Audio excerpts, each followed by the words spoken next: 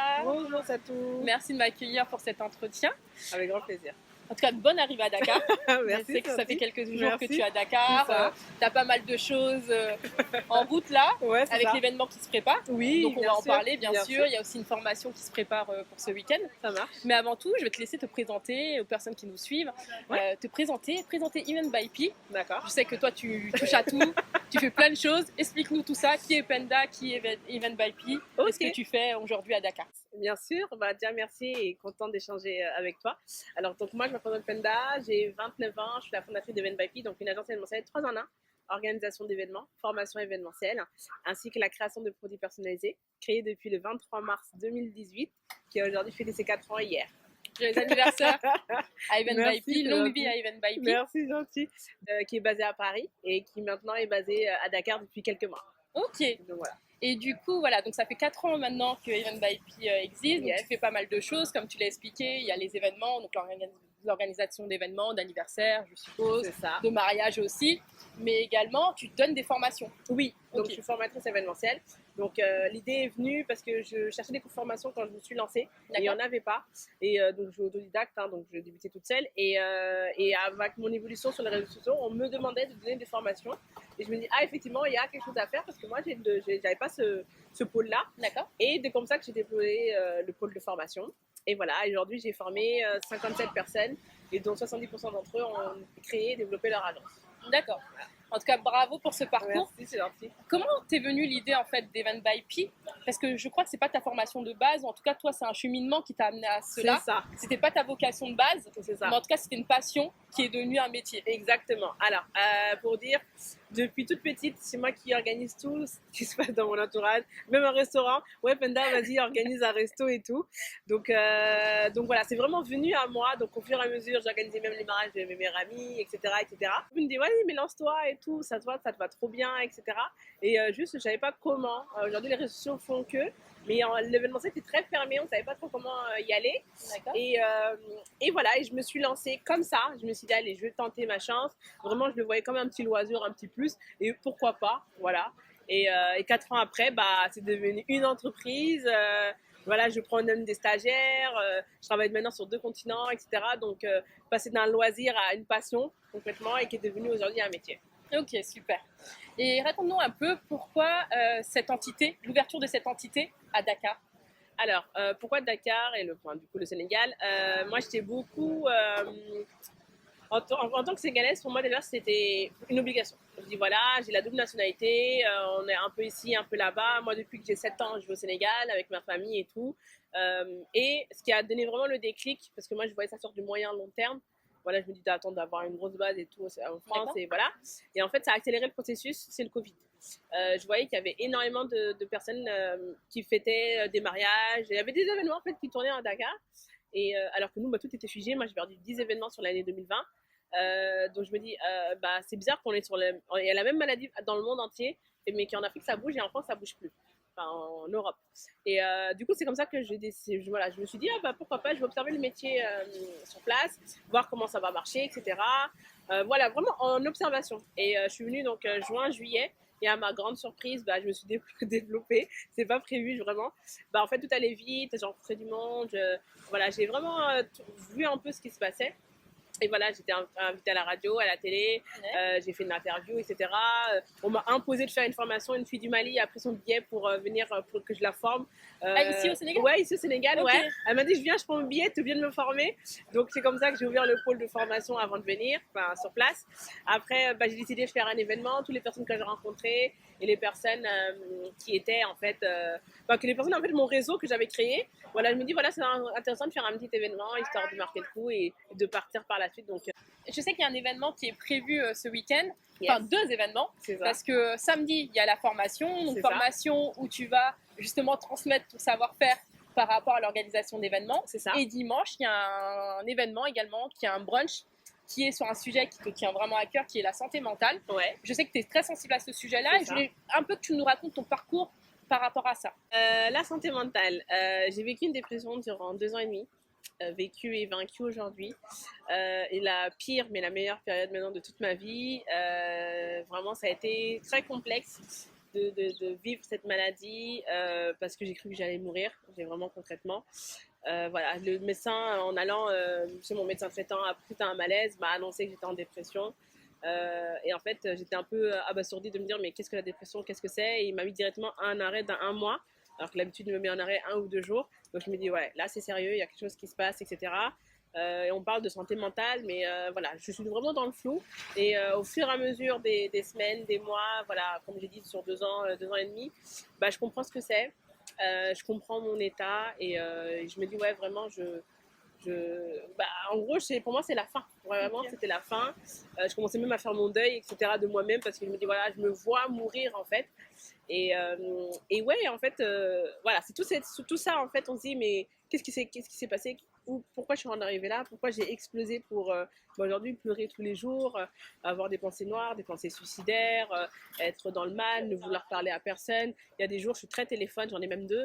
Et il y a des jours où j'éteignais mon téléphone, je n'ai plus signe de vie. Mes proches s'inquiétaient, etc.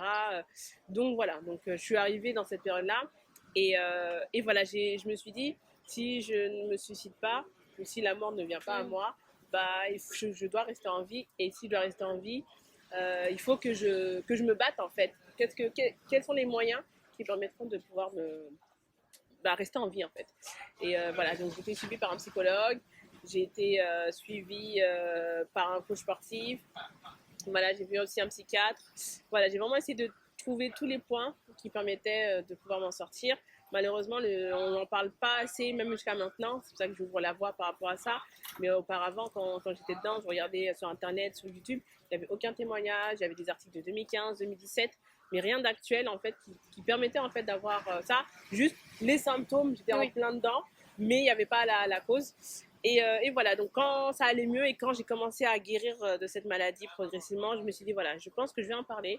J'ai une communauté sur les réseaux sociaux et surtout à mon échelle, je suis sénégalaise, je suis musulmane et je pense que je suis peut-être pas la seule à le vivre, mais juste voilà, on a besoin d'avoir un visage, quelqu'un qui puisse témoigner de ça et qui puisse prouver qu'on peut s'en sortir en fait. C'est pas, le suicide n'est pas la solution. Donc voilà. En tout cas, bravo pour ton courage d'en parler, parce que je sais que c'est un sujet qui peut être tabou. J'ai envie de te poser comme question, c'est comment ça a été perçu par ton entourage? Comme je viens de le dire, c'est un sujet qui est quand même tabou. Les gens n'osent pas dire je suis en dépression, tu vois. Et je pense que c'est important que des personnes comme toi parlent de leur expérience. Oui, je suis passée par là et assument, tu vois. Et toi, comment ça a été perçu par ton entourage? Comment ils ont pris le fait que Penda aille mal et soit en dépression? Alors, ça a été compliqué par mes amis déjà. On était dans le flou total, eux comme moi, de se dire mais qu'est-ce que t'as en fait, qu'est-ce que c'est et pourquoi tu réagis comme ça et comme ça, pourquoi tu dis ça et ça. J'étais vraiment dans une bulle en fait. Tout était noir. Vraiment, j'étais enfermée dans mon idée de me dire pourquoi j'existe, pourquoi en fait, beaucoup de pourquoi. Donc il y a ça. Ma famille aussi très compliquée de savoir que j'étais en dépression, inconnue comme on le dit, hein, c'est tabou mais inconnu. Donc voilà, on n'accepte pas en fait, on comprend pas, on se dit voilà, t'as un toit, tu manges à ta faim, t'as pas forcément les problèmes que d'autres ont à l'extérieur. Pourquoi toi t'es en dépression? Qu'est-ce qui fait que tu déprimes? Et en fait, la dépression et la déprime sont 2 choses différentes. La dépression, en fait, c'est un état secondaire qui te met dans des pleurs, dans de la tristesse ou dans des pensées suicidaires, qui vraiment te montre que tu n'existes pas, tu vois, c'est dans ça. Et c'est sur du long terme, à partir de 3-6 mois, tu es dans une dépression. Alors que la déprime, c'est sur une période courte. C'est plus éphémère. Voilà, c'est juste, tu as un coup de blues, en fait, t'es pas bien, t'en as marre et tout. Ça dure peut-être une semaine, allez, max, un mois, après tu te relèves. C'est ça la différence. Et du coup, les gens, donc confonder les deux, ne savent pas. Donc oui, tu déprimes pourquoi, mais t'as pas besoin de déprimer. Pour dire, je suis la première entrepreneur dans mon entourage. Donc les gens disent, ouais, je comprends pas, t'as ton entreprise, etc. Je suis la première de mon entourage à venir en Afrique. Donc voilà, je comprends pas. Tu vois, c'est vraiment tout le côté ambitieux et le côté entrepreneurial que les gens ont l'habitude de voir en moi. Et le côté, voilà, j'ai la niaque, je suis déterminée, voilà, je suis une fille comme ça. Oui, surtout quelqu'un qui est, on va dire, t'es une bosseuse, t'es une femme, on va dire, entre guillemets, forte, tu vois. Voilà, et les gens ne comprenaient pas. On m'a dit, mais t'es impatiente, tu fais des caprices, tu vois. C'était vu comme ça, alors que pas du tout. Cet état-là, je l'ai pas choisi.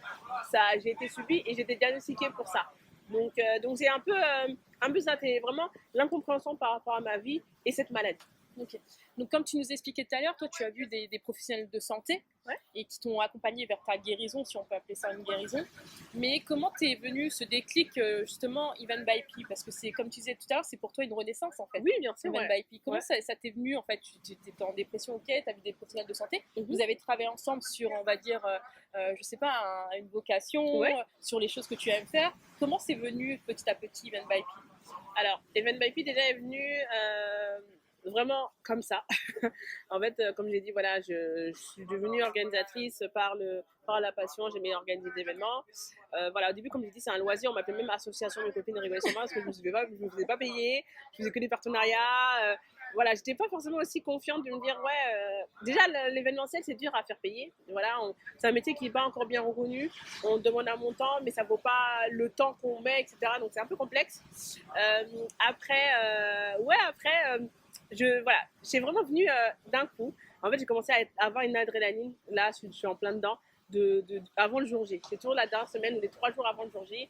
D'avoir un stress positif, d'être dans l'action et hâte que ça arrive. Et de voir le résultat. On travaille des fois sur des mois ou des années sur une seule journée. Mais cette journée-là, elle est waouh parce que c'est un temps de travail. J'ai commencé à avoir vraiment, comme dit, l'adrénaline, etc. de tout ça.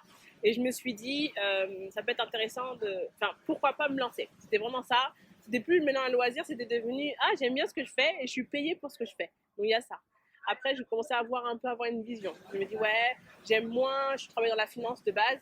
Donc j'aime moins la finance, ça y est, j'ai fait le tour, ça fait 3 ans que j'étais là-bas, là j'ai lancé mon activité, mais malheureusement, mon but c'était d'être payé autant que ce que je gagnais, le confort de mon travail. Salarié, voilà. Je me dis c'est bien, je lâche tout pour 2-3 événements par-ci par-là, ça va pas me faire vivre. C'est comme ça que ça a débuté en fait. Et je me suis dit, il y a quelque chose à faire.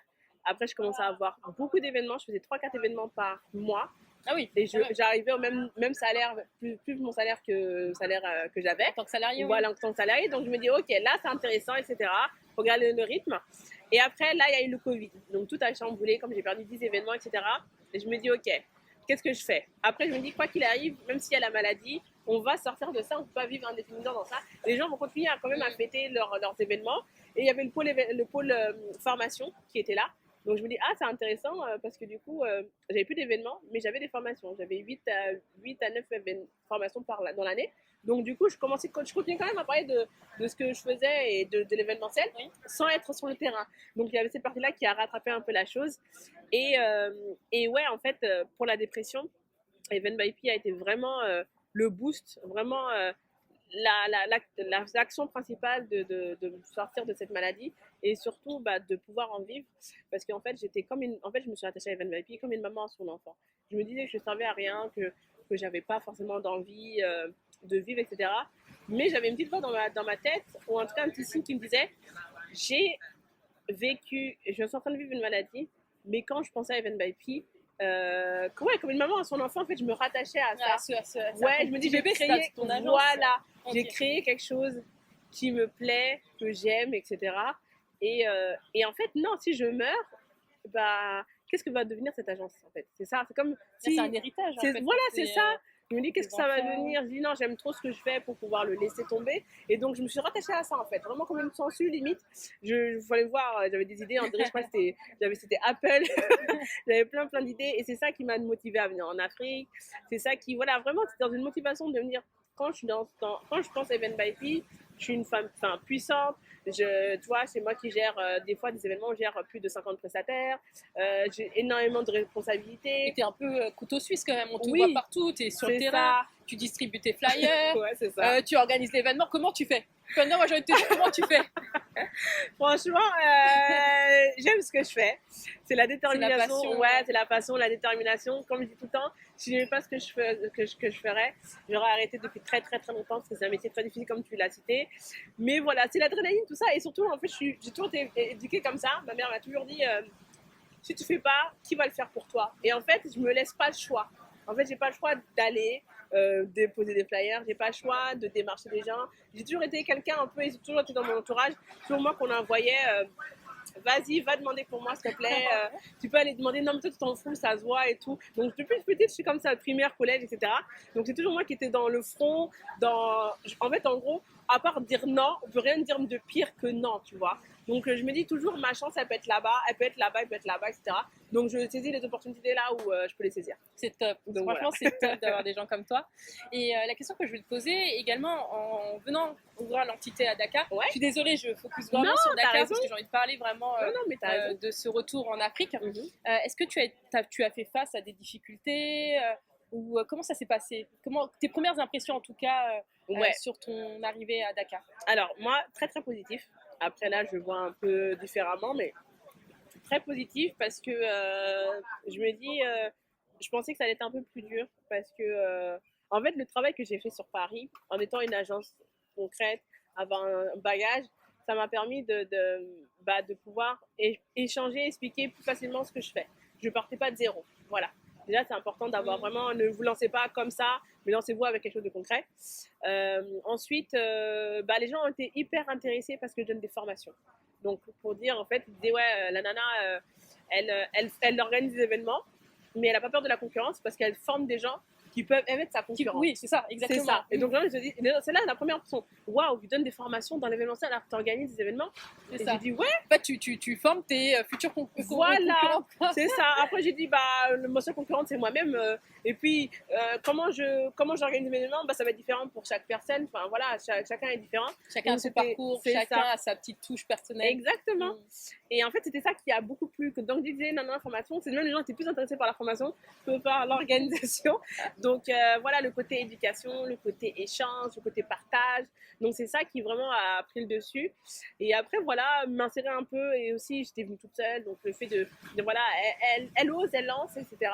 Donc, voilà, après, quand on rentre dans la réalité du pays, il faut beaucoup s'adapter. Et c'est important. En fait, on pense, et beaucoup de gens le pensent, on vient en mode super-héros.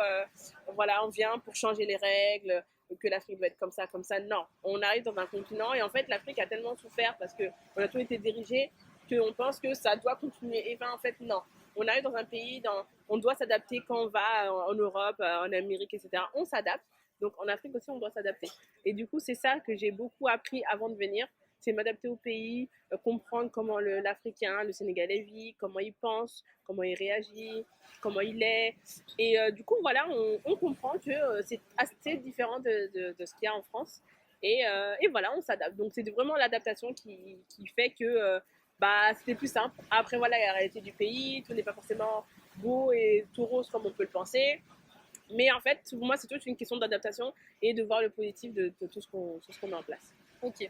Et comment tu souhaites procéder par la suite? Quels sont tes objectifs pour toi? Enfin, est-ce que selon toi, tu vas revenir au pays totalement ou est-ce que tu auras une entité avec un groupe de personnes qui va gérer Event by IP ici? Comment tu vois les choses, toi, dans les mois à venir, dans les années à venir? Mois à venir, je commencerai à faire les allers-retours. Peut-être, j'aimerais venir peut-être 2-3 fois par an et peut-être plus selon la demande s'il y a des événements organisés ici. Bien sûr qu'il y en aura. Ça fait longtemps qu'on t'attend, Penda. Et maintenant, tu nous dis s'il y a des événements. Avec plaisir. Mais voilà, j'aimerais quand même gardé ma base sur Paris et venir ici. Après, j'aimerais aussi m'installer. Ce serait, en tout cas, sur du moyen terme, ce serait le but. Je me trouve mieux ici que sur Paris. Voilà, c'est un cadre différent et favorable, donc ça joue. Après, j'aimerais bien me développer aussi dans d'autres pays d'Afrique de l'Ouest. Oui. Ce serait le but, la Côte d'Ivoire, le Mali, la Gambie, la Guinée. Voilà, ce seraient des pays frontaliers. Donc voilà, mais en tout cas, oui, je me vois finir en tout cas en Afrique et continuer à créer une équipe ici. Avoir des gens de confiance, c'est vraiment important et c'est dur d'en avoir quand on crée une entreprise. Des gens qui pensent comme vous et qui voient l'événement, l'entreprise comme vous, et garder aussi une base sur Paris. Et même, après, voilà, je peux pas être partout, mais être un peu partout et continuer à vivre de ma passion à travers le monde, quoi. Ok. Et par rapport à la santé mentale, je vais revenir sur ce sujet-là. Ouais, bien sûr. Est-ce que tu penses que la santé mentale est moins importante ici en Afrique ou elle est tout autant comme en France? Oui, c'est juste qu'on en parle un peu moins en Afrique. Pour moi, la santé mentale, elle est au même niveau partout. C'est le mental, il n'y a pas de lieu, il n'y a pas de pays, etc. Après ici, le cadre est plus favorable. On subit des choses, mais je trouve que en étant ici, voilà, limite, on dirait qu'on a peu de problèmes en fait. On a un cadre, on a la température, on a le rythme de vie, etc., qui est favorable. Par exemple, les légumes qu'on mange, c'est des légumes qui sont déjà traités, faits, enfin, même qui peuvent tomber d'un arbre. Voilà, il y a tout ça en fait, donc c'est un tout. Après, il est important de prendre soin de soi parce que la santé mentale, en fait, c'est ce que notre mental accepte ou pas. C'est important. Par exemple, ce qu'on dit souvent, c'est ce que j'ai appris, c'est que quand on dit maladie, c'est mal à dit, mal à la tête, mal au dos, etc. Donc notre corps déjà parle avant le mental. Il nous fait des signaux. Des fois, on est fatigué, on a la migraine, on a mal, même au dos, on a mal à la jambe, etc. Et en fait, si on n'écoute pas notre corps, ça prend rapidement sur le mental. Parce que voilà, il nous a fait un signal, on ne l'a pas écouté, bah, mentalement, on est mal. On commence à limite, comme on dit, avoir des soucis, à déprimer, à réfléchir, etc. Trouver des solutions là où il n'y en a pas. Donc oui, non, c'est pour moi, c'est autant ici qu'ailleurs. Juste, voilà, savoir écouter son corps, écouter son bien, prendre soin de soi. C'est tout bête, hein, quelqu'un qui nous demande un service, nous ne sommes pas obligés de l'accepter. Oui, on a tendance à dire oui, voilà. Que le non, c'est aussi une décision. C'est ça, non, je peux pas, désolé, et tout, etc. Ça fait partie de la santé mentale, tu vois. Quelqu'un, ouais, on doit travailler tard, on travaille jusqu'à pas d'heure, etc. On force notre mental à rester en éveil et tout. Ça fait partie de la santé mentale. Et c'est tous des signaux comme ça qui font que, bah, après, mentalement, on explose, quoi. Okay. Donc c'est un sujet en tout cas qui sera abordé lors de l'événement de dimanche. C'est ça. Est-ce que tu peux nous expliquer un peu, nous donner quelques détails sur l'organisation, sur ce que tu nous prépares? Alors j'ai donc décidé après ça d'organiser des événements. En tant qu'organisatrice, pour moi c'était logique. Je me dis bah voilà, j'ai un thème et on pourra échanger. Donc la première édition a eu lieu à Paris le 30 janvier. Donc voilà, c'était vraiment un mini salon avec des ateliers, des coachs développement personnel, des psychologues qui sont venus, voilà, une séance de sport il y a eu, donc voilà, il y a eu pas mal de choses qui ont été réunies et je me suis dit bah voilà, c'est bien de pouvoir le faire en Afrique. Moi j'ai eu pas mal de messages des gens qui étaient d'ici. Je me dis ah bah cool, bah je vais faire ça là et voilà, donc encore mieux ici parce que le cadre était vraiment favorable. Voilà, je fais donc ça au Cosmo Beach Club. Oui, en plus au Cosmo quoi, avec la piscine et tout. Ouais, avec la plage et tout. Donc voilà, je me dis voilà, rien de mieux que de parler de santé mentale dans un cadre pareil. Après voilà, le but c'est pareil d'avoir des psychologues, des coachs de développement personnel, des coachs de nutrition. Vraiment en fait, l'idée de base c'est moi pendant 2 ans et demi, j'ai essayé de chercher tout ce qui permettait de pouvoir sortir. Là, en une journée, vous avez vraiment tout dans un plateau d'argent, avec des spécialistes, avec des témoignages, et avec en fait un cadre qui vous permet de passer au moins une journée changeante, et surtout une journée qui vous permet de pouvoir échanger en fait avec des spécialistes. C'est ça en fait le but. Moi, j'ai cherché, et là, en une journée, bah, je vous offre tout. Super. Donc, voilà. Et on peut toujours réserver? Oui, il reste des places, on peut toujours réserver. Il reste quelques places autour d'un brunch, j'ai oublié de le préciser, donc c'est la partie la plus importante. Voilà, parce que la nourriture aussi, c'est important. La nourriture aussi. Dans l'ambiance à la sénégalaise, voilà, tenue tradie pour pouvoir changer un peu. Donc voilà, dans la joie, dans la bonne humeur, quelques jours avant le ramadan. Super. Voilà. En tout cas, merci de nous faire un tel événement ici à Dakar. On attendait, on a vu les vidéos de l'événement de Paris, on s'est dit oh, Pendia elle est pas gentille avec nous, mais en fait tu nous as quand même ramené l'événement. J'ai pensé à vous. Venu avec nous en plus dans un super cas, donc le Cosmo. C'est ça. Donc c'est super et vous pouvez toujours réserver. Donc c'est quoi le site déjà? Alors Sounou Events. Ouais, Sounou Events. Après vous avez le numéro de téléphone 77 841 96. Okay. Donc, voilà. Et on peut toujours réserver pour la formation de samedi? Oui, il reste 2 places. Okay. Là, il reste 2 places. Donc voilà, formation qui aura lieu au Enough Coffee. Donc voilà, comment organiser un événement de A à Z. Et là, pour changer, 2 d'entre vous auront la possibilité de faire le stage le lendemain. Ah oui, donc, ok. Voilà, pratique, théorique plus pratique. Donc les meilleurs d'entre vous, il faudra se battre. Donc ceux qui sont formés, t'en prends 2 qui vont organiser également avec toi, enfin, qui vont voir en tout cas, qui font partie de l'équipe de l'équipe sur place. Ok, super. Donc voilà. Super. Bon, je vais te laisser le mot de la fin. Qu'est-ce que tu veux dire en résumé aux gens qui nous écoutent? Yes. Qu'est-ce que tu veux leur transmettre?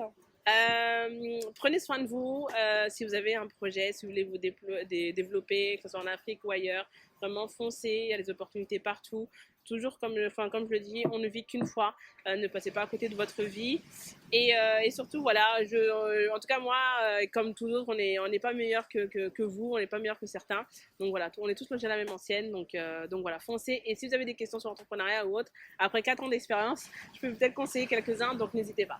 Super. Merci beaucoup, Penda, de nous avoir accordé un peu de ton temps. Je sais que tu es vraiment dans le speed là depuis ton arrivée à Dakar. On souhaite franchement une très belle formation samedi et un très bel événement dimanche. C'est gentil. Merci à toi. Merci. Et à très vite. Ciao.